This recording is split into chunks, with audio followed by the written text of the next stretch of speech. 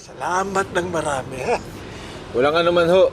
Malapit na po ito maayos. Sabihan ko kayo para makabalik kayo. Sige. Sige po. Sige.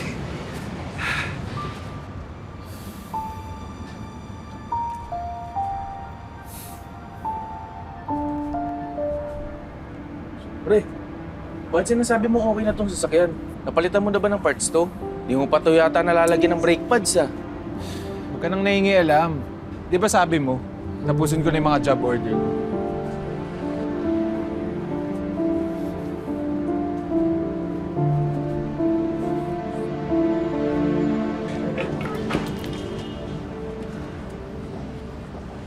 Adrian, Oh!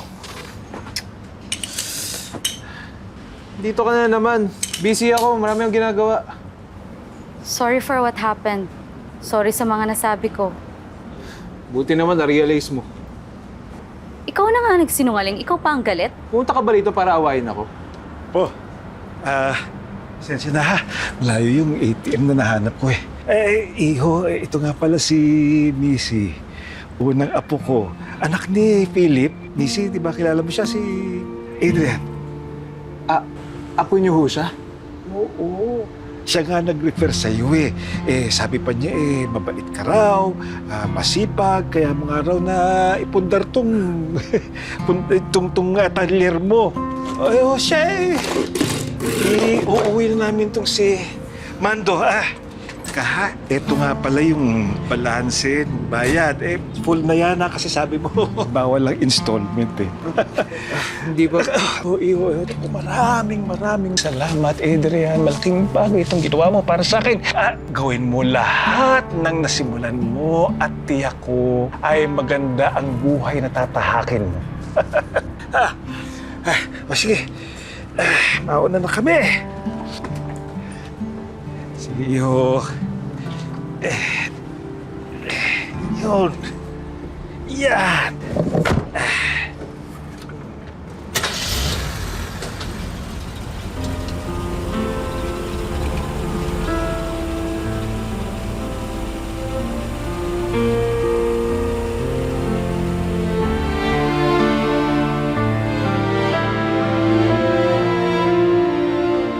You came in quiet, carrying the weight of nights too heavy, days that wouldn't break. Smiles you borrow just to get Tsaka kasalanan mo rin yan, pre. by. Lahat ng mga dumadating dito, sinisimulan mo lang, hindi mo natatapos. Paano pag nagsawa ka, pinagliliban mo yung trabaho? Don't pretend, no magic words. Really, Adrian? You're trying to impress me by lying? You are so immature. Hand in the dark, a steady light when the road feels far. I won't rush your healing, won't pull you. Gawin mo lahat ng nasimulan mo at tiyak ko ay maganda ang buhay na tatahakin mo. All beside you until you see the strength that's always been you. Let me help you find yourself again, not to fix you, just to help you stand. If your world feels broken, piece by piece, we'll build it back with patience and belief. You were never lost beyond repair. You just forgot how strong you are in there.